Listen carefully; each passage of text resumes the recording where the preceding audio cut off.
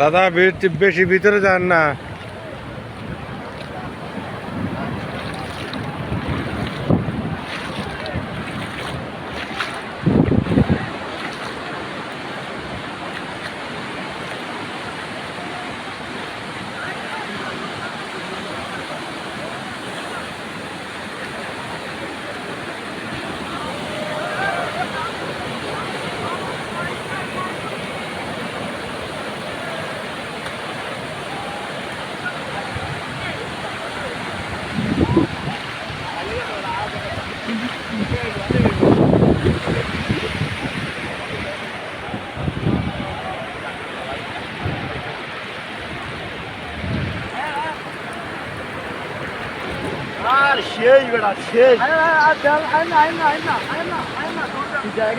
দাদা সমুদ্রের এত ভিতরে ঢুকছেন কখনো?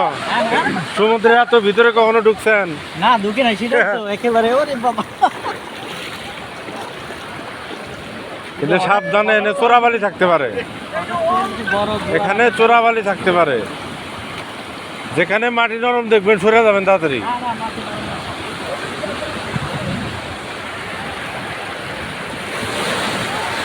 অনেক দূরে আসলাম আমরা, না?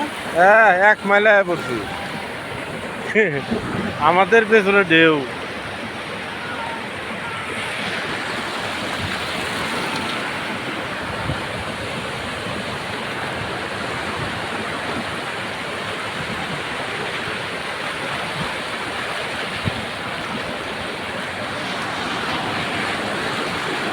দুর্দান্ত একটি সময়, এতটা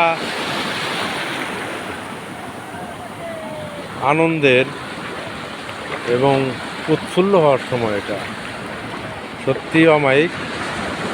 বিশাল বিশাল ঢেউ, বিচের মাঝখানে একটা চরের এক পাশ থেকে ঢেউ এসে আরেক পাশ পার হয়েও পার যেয়ে পড়তেছে। আমরা মাঝখানে দাঁড়িয়ে আছি, ছোট্ট একটি চর। এটা বিচের মাঝখানে এর আগে দেখিনি কখনো। এর আগেও আমি কয়েকবার আসছি, কিন্তু এই বিচে আমি এরকম দেখিনি কখনো।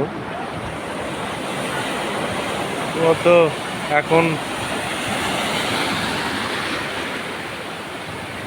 ভাটা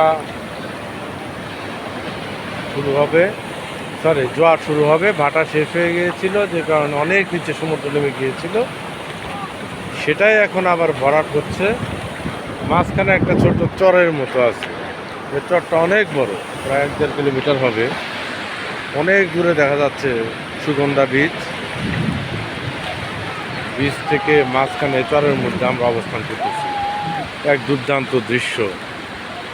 এবং আজ রাতে আসতেই চেয়েছিলাম না, বিশেষ কিছু কারণ ছিল, কাজ ছিল, কি মনে করে আসলাম। এবং আসার পর এই জিনিসটা খুবই আনন্দ দিল, ভালো লাগলো।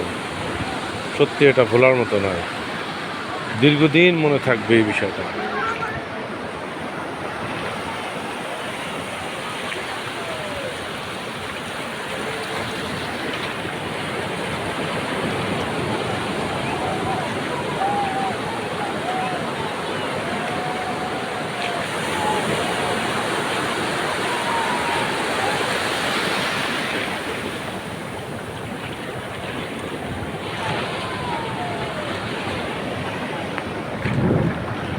দাদা জোয়ার শুরু হয়ে গেছে, এখন চলেন ওইদিকে যাই, পরে কিন্তু ওই পার হইতে পারবো না।